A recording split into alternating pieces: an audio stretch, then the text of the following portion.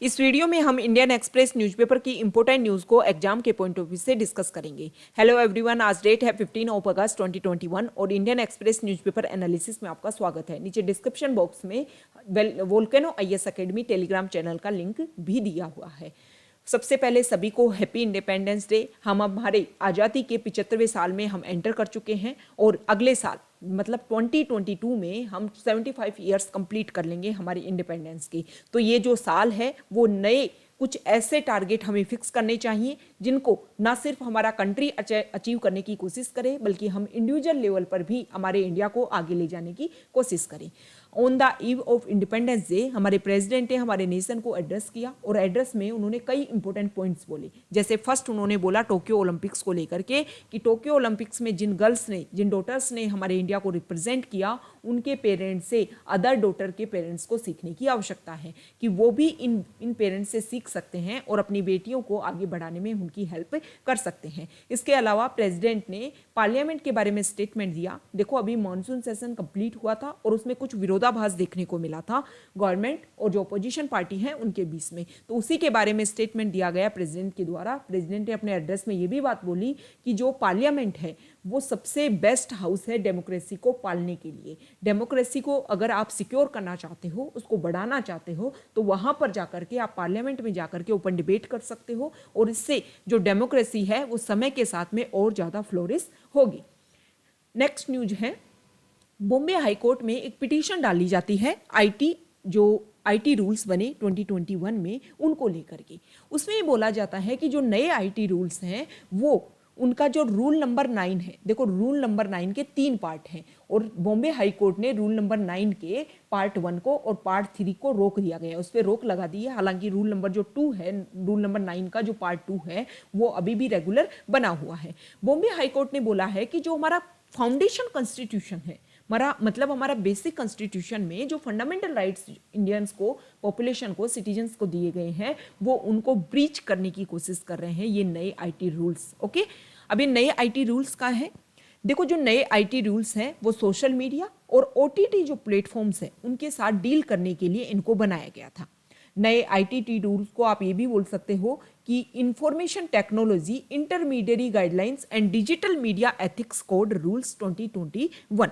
इसमें social media के लिए, डिजिटल न्यूज़ चैनल्स के लिए, ओटीटी प्लेटफॉर्म्स के लिए कुछ गाइडलाइंस बनाई गई थी। जैसे सोशल मीडिया की अगर हम बात करें तो सोशल मीडिया पे मान लो कोई भी ऐसा कंटेंट फैलता है तो सोशल मीडिया जो भी प्लेटफॉर्म्स है उनको बताना होगा कि सबसे पहले ये जो कंटेंट है उसका ओरिजिन कहाँ से हुआ था। अब ओरिजिन कहाँ से हुआ, जब इसका पता चलेगा तो जिसने भी ये हेट स्पीच मान लो गवर्नमेंट के खिलाफ में फैलाई या कंट्री के खिलाफ में फैलाई तो उन सारी हेट स्पीच के बारे में पता चल सकेगा। ओके, अब क्या है, जो सोशल मीडिया प्लेटफॉर्म है उनको अपने यहाँ पर एक जो कंप्लायंस ऑफिसर है, ग्रीवियंस ऑफिसर है, उसको नियुक्त करना होगा और उनको जो भी ग्रीवियंसेस मिलेंगी उनको 15 डेज में सॉल्व करना होगा।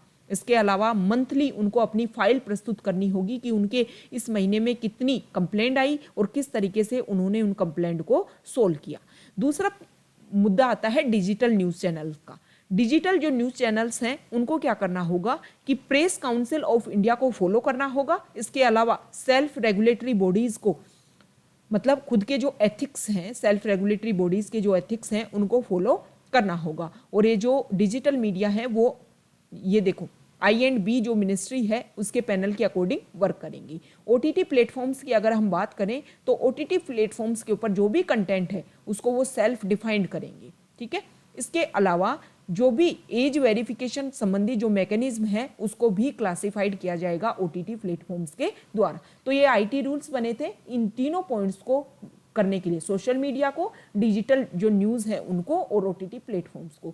तो उसी आईटी रूल्स का जो रूल नंबर 9 है उसका पार्ट 1 है और पार्ट 3 है, इसको रोक दिया गया है, उसके ऊपर कुछ समय के लिए रोक लगा दी गई है। ओके, ये जो पिटीशन है ना वो निखिल वागड़े जो एक सीनियर जर्नलिस्ट है ली फ्लैट में, उन्होंने ये पिटीशन डाली ही थी बॉम्बे हाई कोर्ट में। अब देखो इसमें क्या डिसीजन निकल करके आता है। इसमें ये बोला गया बॉम्बे हाई कोर्ट के द्वारा कि जो हमारा आर्टिकल 19 है जिसमें फ्रीडम ऑफ स्पीच हमें मिलती है उसको वायलेट करने के काम कर रहे हैं ये नए आईटी रूल्स।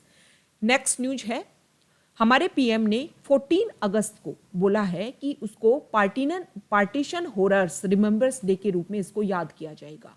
उन्होंने बोला कि 1947 के समय में जब 14 अगस्त को ब्रिटिश इंडिया जो है वो 2 पार्ट में डिवाइड हो गया था, इंडिया एंड पाकिस्तान। उस समय मिलियंस की संख्या में लोग ऐसे थे जो डिस्प्लेस्ड हुए थे और डिस्प्लेस्ड होने की वजह से उनको पार्टीशन का जो दंश है वो झेलना पड़ा था। इसकी वजह से लाखों लोगों ने अपनी जो जान है उसको गंवाई थी। तो उन्होंने जो सेक्रीफाइस किया था उसको ऐसे ही भूला नहीं जा सकता। उनके सेक्रीफाइस को, उनको जो भी पार्टीशन की वजह से उनको प्रॉब्लम हुई, उन सबको हर साल अब 14 अगस्त को याद किया जाएगा। नेक्स्ट न्यूज, यहां तालिबान को लेकर की न्यूज है। अफगानिस्तान को लेकर की न्यूज है। अफगानिस्तान में जो तालिबान है उसने लगभग हर मेजर कंट्री को अपने अंडर कर लिया है। कुछ ही दिनों में वो काबुल को भी अपने अंडर कर लेंगे, ऐसा प्रेडिक्शन लगाया जा रहा है। दोबारा से 1996 से 2001 के समय में जब अफगानिस्तान में तालिबान का रूल था, सेम उसी तरीके से तालिबान दोबारा से कोशिश कर रहा है कि कंप्लीटली उसके अंडर आ जाए पूरा का पूरा अफगानिस्तान। अभी तालिबान है क्या? देखो, तालिबान के बारे में अगर आप देखोगे तो पहले अफगानिस्तान वाली जगह पर यूएसएसआर का रूल हुआ करता था, और जब यहाँ पर यूएसएसआर का रूल था तो यहाँ पर यूएसएसआर के रूल को हटाने के लिए ऐसा बोला जाता है कि मदरसों में जो पश्तून जो लैंग्वेज है ना, पश्तून लैंग्वेज में तालिबान के अकॉर्डिंग तालिबान का जो अर्थ होता है वो होता है स्टूडेंट्स। मतलब जो स्टूडेंट्स हैं उनको इस तरीके से तैयार किया गया था कि वो जो कट्टर इस्लामिक रूल है उसको इम्प्लीमेंट यहाँ पे किया जाए और जो भी यूएसएसआर का रूल है उसको यहाँ से हटाया जाए। तो शुरुआत यहाँ से हुई थी। बाद में समय के साथ में ये जो स्टूडेंट्स थे इनमें समय के साथ में और ज़्यादा वायलेंस डाली गई, और ये प्रेजेंट टाइम में जो तालिबान है वो इसी का बदला हुआ रूप है।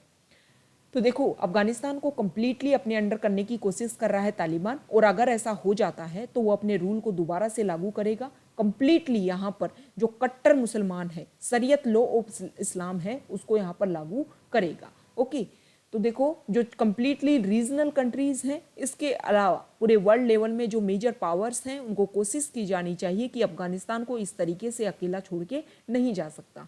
जिस तरीके से यूएस ने जल्दबाजी में यहाँ से निकलने की कोशिश की, इसी का कारण है कि अफगानिस्तान की जो मिलिट्री है उनका खुद में जो एक मोराल है वो डाउन हो गया। उनको लगता है कि जब यूएस तालिबान से काउंटर नहीं कर पा रही, यूएस तालिबान का सामना नहीं कर पा रही, तो हमारी जो मिलिट्री है वो कैसे तालिबान का सामना कर पाएगी। यही मेजर कारण है कि तालिबान जो है वो कंप्लीटली हर एरिया को अपने अंडर करता जा रहा है, और अफगानिस्तान की जो मिलिट्री है वो उसका सामना ही नहीं कर पा रही है। ओके, नेक्स्ट न्यूज है, यहां देखिए,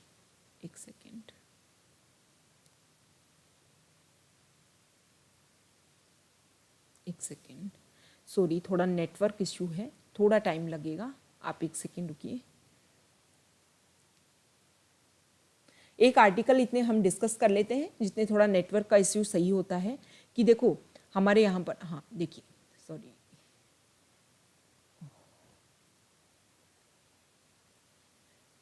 देखो हम यहाँ पर डिस्कस कर लेते हैं कुछ नई, हमारी इंडिया की कुछ नई साइट्स जो हैं उनको इंक्लूड किया गया है रामसर साइट में। और प्रेजेंट टाइम में जो इंडिया की जो साइट्स हो गई हैं वो 46 हो गई हैं। पहले 42 थी, अब 4 साइट्स और इसमें इंक्लूड की गई हैं, जिसमें 2 हरियाणा से हैं और 2 गुजरात से हैं। इसको इनमें इंक्लूड किया गया है, 46 हो गई है। अब ये क्या होती है, रामसर साइट्स क्या होती हैं, ये आपको पता होगा ना, आप बताओ रामसर साइट्स क्या होती हैं। ईरान का शहर है रामसर।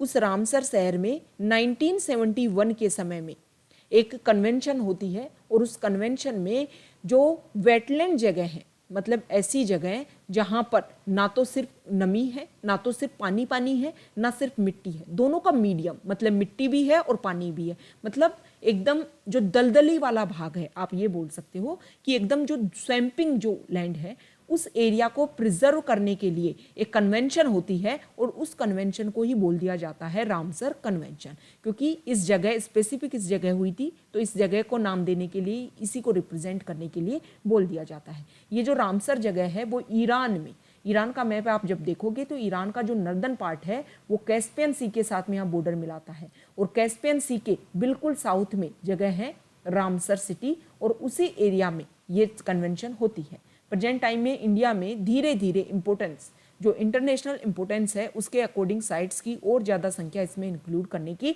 कोशिश की जा रही है। तो ये जो रामसर साइट के बारे में अगर आप देखोगे और ज़्यादा, तो देखो ये जो स्वैम्पिंग लैंड होती है ना, मतलब गीली मिट्टी जिसको आप दलदली भूमि भी बोल सकते हो, उस एरिया में अगर आप बायोडाइवर्सिटी की बात करोगे तो सबसे ज़्यादा रिच बायोडाइवर्सिटी वहाँ पर आपको पाई जाएगी। उसी बायोडाइवर्सिटी की, क्योंकि वहाँ पर लैंड और वाटर दोनों का कन्फ्लुएंस होता है, तो इस एरिया में वाटर वाले जो भी स्पीसीज हैं वो भी पाई जाती हैं और लैंड वाली जो स्पीसीज हैं वो भी पाई जाती हैं। तो जब दोनों का मिश्रण यहाँ पर पाया जाएगा तो इनसे और इससे आप कंपैरिजन करोगे, लैंड से और यहाँ पर वाटर से कंपैरिजन करोगे तो यहाँ पर मैक्सिमम स्पीसीज पाई जाएंगी। तो इसीलिए इनको कंजर्व करना बहुत ज़्यादा आवश्यकता है। ये जो मीडियम है ना लैंड एंड वाटर का, इस एरिया को कंजर्व करने की बहुत ज़्यादा आवश्यकता है। तो ये रामसर कन्वेंशन है, हमने बेसिक्स देखे रामसर कन्वेंशन के। ओके, आगे हम थोड़ा सा देखेंगे कि जो दिल्ली गवर्नमेंट है उसने अपना नया करिकुलम जारी किया है और नए करिकुलम में उन्होंने बोला है कि पिछले लास्ट 70 ईयर्स की अगर हम बात करें तो लास्ट 70 ईयर्स में किसी भी जो सरकार है उसने हमारे चिल्ड्रन को देशभक्ति सिखाई ही नहीं। इसलिए उन्होंने बोला है कि हम अपना जो नया सिलेबस है उसको उसमें चेंज कर रहे हैं और इसको 2005 में जो नेशनल करिकुलम था उसी के अकॉर्डिंग चेंज किया जा रहा है। बस इसमें नए एथिक्स इंक्लूड किए जाएंगे और उन एथिक्स को इंक्लूड करने का बहुत सारा कारण है कि बच्चों में जब तक आप अवेयरनेस नहीं क्रिएट करोगे, उनमें अवेयरनेस क्रिएट करेंगे कि इस कंट्री को सेव करना आपकी जिम्मेदारी है, उनमें रिस्पॉन्सिबिलिटीज जगाएंगे, उनको ना सिर्फ उनके राइट्स के बारे में बताएंगे बल्कि उनकी ड्यूटीज़ के बारे में भी बच्चों को बताया जाएगा।